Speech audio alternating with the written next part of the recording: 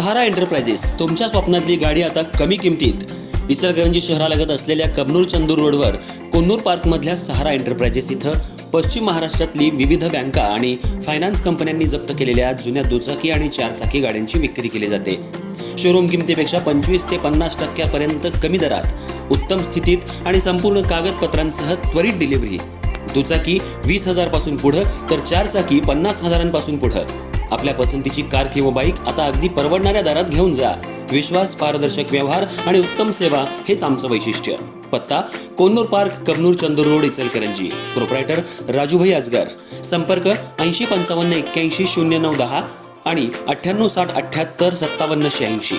सहारा enterprises, दर्जा, विश्वास आणि बचत यांचं परिपूर्ण ठिकाण.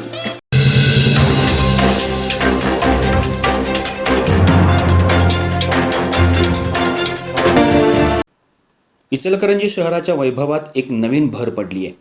महानगरपालिकेच्या वतीनं शहरामध्ये ई-बस सेवा सुरू करण्यात येणार आहे. या बसेस आज शहरात दाखल झाल्या आहेत. याची पाहणी महापौर उदय धातुंडे, उपमहापौर अनिल डाळ्या, आयुक्त पल्लवी पाटील, परिवहन सभापती अरुणा बचाटे, प्रमोद बचाटे आणि अन्य नगरसेवकांनी केली. उद्या या बसेसचं उद्घाटन होणार आहे.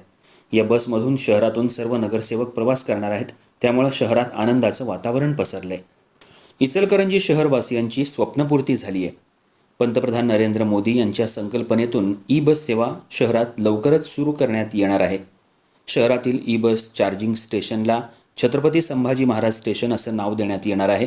तसंच बस स्थानकाला पंतप्रधान नरेंद्र मोदी यांचं नाव देण्यात येणार आहे. आज शहरातील सोलगेमाळा परिसरात चार्जिंग स्टेशन इथं 15 ई-बसेस दाखल झाल्या आहेत. तर उर्वरित 10 बसेस लवकरच शहरवासियांच्या सेवेसाठी दाखल होणार आहेत. याची पाहणी आज महापौर, उपमहापौर, आयुक्त, परिवहन सभापती अरुणा बचाटे, प्रमोद बचाटे आणि अन्य नगरसेवकांनी केली आहे.